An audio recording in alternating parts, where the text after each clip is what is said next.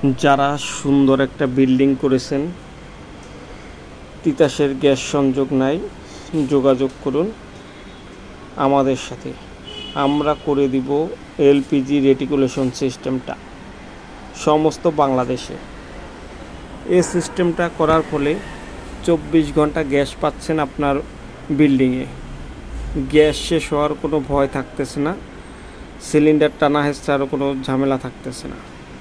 এখানে দেখতেছেন আমরা একটা এলপিজি রেটিকুলেশন সিস্টেম করেছি ফার্ম গ্রেডে। এখানে টোটাল 24টা ফ্ল্যাটের জন্য আমরা অনলি 8টা সিলিন্ডার ইউজ করেছি, 4টা অ্যাক্টিভ, 4টা রিজার্ভ। 4টার মাধ্যমে 24 জন ইউজ করবে, শেষ হয়ে গেলে 4টা একসাথে শেষ হয়ে যাবে। জাস্ট রিজার্ভটা চালু করে দিলেই আপনার 1 মিনিটের ভিতরে সবাই গ্যাস পাবে এবং রিজার্ভে মিনিমাম আপনাকে 20 দিনের মতো যাবে। আর আমরা এই রেটিকুলেশন সিস্টেমটা সম্পূর্ণ এ গ্রেডের ম্যাটেরিয়াল দিয়ে করে থাকি। 40 শিডিউলের MS পাইপ ইউজ করি। দেখেন কত সুন্দর ডিজাইন করে আমরা কাজটা করেছি।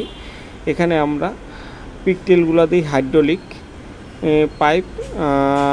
এটা হচ্ছে টায়ারের মতো অনেক হেভি, আপনার মিনিমাম 5-10 বছরে কিছু হবে না। এবং রাইজারগুলো হচ্ছে USA। এবং এই যে দেখেন ভার্টিক্যাল লাইনটা টানছি আমরা কত সুন্দর করে ডিজাইন করে। দেখেন MS পাইপ দিয়ে এটা ওয়েল্ডিং টাইপ করে দিছি। এটা আপনার 40-50 বছরে কিছুই হবে না।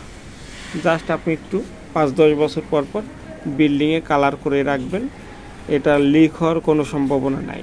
আর GI পাইপটা মূলত থ্রেড সিস্টেম হয়, তো এই জন্য এখানে লিক হওয়ার সম্ভাবনা থাকে। এবং GI পাইপটা প্রেশারও নিতে পারে না। 2 কেজির উপরে হলেই প্রেশারটা আপনার মিনিমাম 2-3টা জায়গা দিয়ে একটা পাইপের লিক করবে। ম্যাক্সিমাম আপনার হচ্ছে জয়েন্টগুলো ছুটে যায় 2 কেজির উপরে প্রেশার হলেই। আর MS পাইপে আপনি 30-40 কেজি যত প্রেশার দিতে পারেন।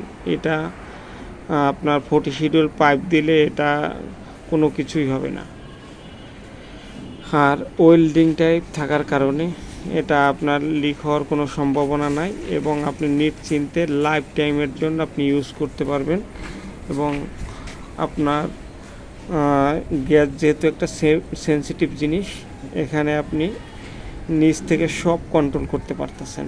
একটা ফ্ল্যাটে সমস্যা হলে ওই ফ্ল্যাটের মিটারটা বন্ধ করে দেবেন এবং অল বিল্ডিংয়ের যে কোনো জায়গায় সমস্যা হলে একটা চাবি বন্ধ করে দিলেই অল বিল্ডিংয়ের গ্যাস বন্ধ হয়ে যাবে।